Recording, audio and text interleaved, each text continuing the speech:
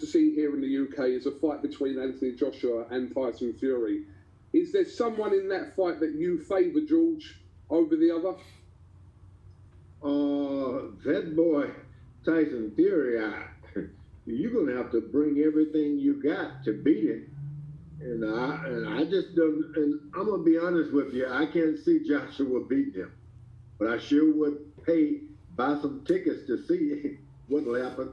I'm that curious about it. But that Tyson Fury, man, whoo, Fury. I mean, how did he get the name?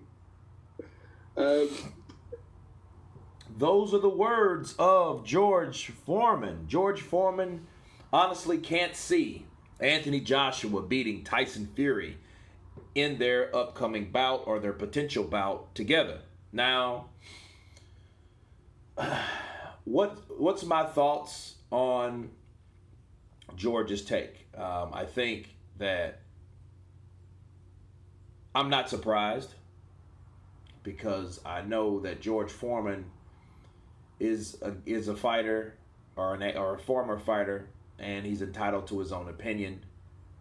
I know this is just a initial response to that fight, but Tyson Fury is a guy that I feel that is getting a lot of buzz. I think people have short memories when it comes to boxing. Plus you add Anthony Joshua's last performance. It was a different type of performance. It wasn't the, seek and destroy type of performance that we're accustomed to seeing Anthony Joshua.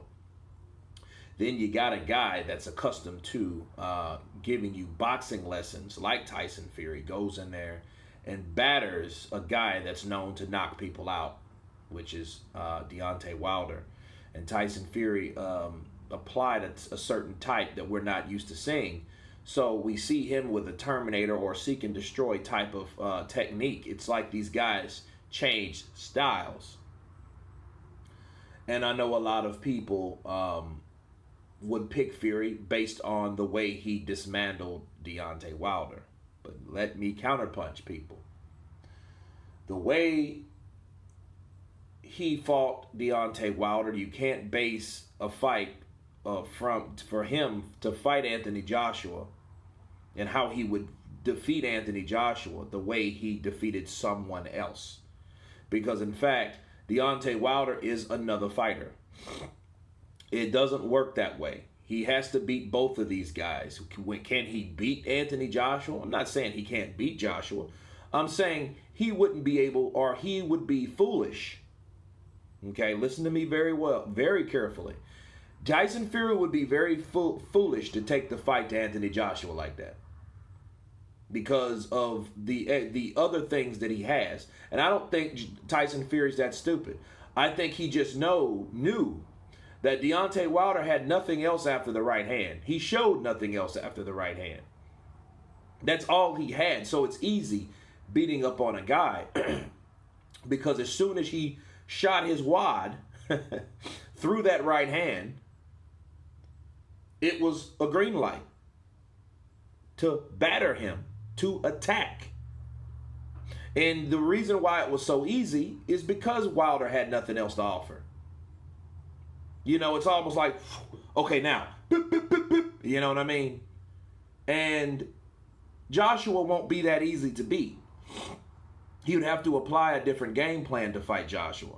And Tyson Fury knows that. He's not going to go ahead and fight him like Deontay Wilder. Deontay Wilder was a limited fighter. He always has been. He's always been criticized. He always been criticized for his opposition and the type of opponents and the level of opponents that he fought. He's always been criticized of that.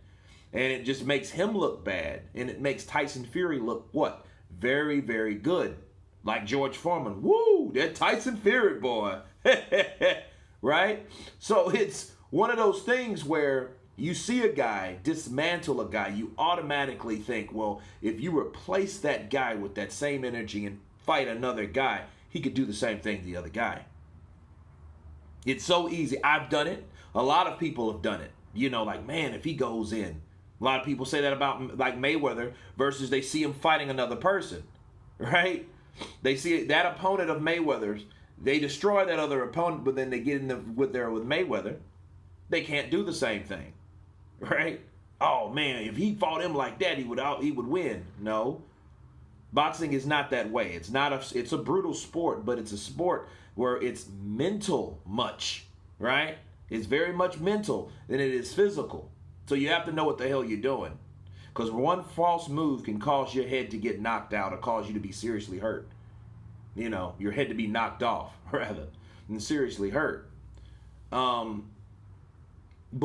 it's typical of George Foreman to pick Tyson Fury based off the last performances. That's what people do. You know, I don't fault George Foreman. I just know where it's coming from. It's coming from the the way he beat someone else. And I have to remind people that won't be that way. If he wins, it'll be one of those type fights where if he's able to batter Joshua, I will say this, if he's able to batter Joshua like he battered Deontay Wilder, I would be highly impressed.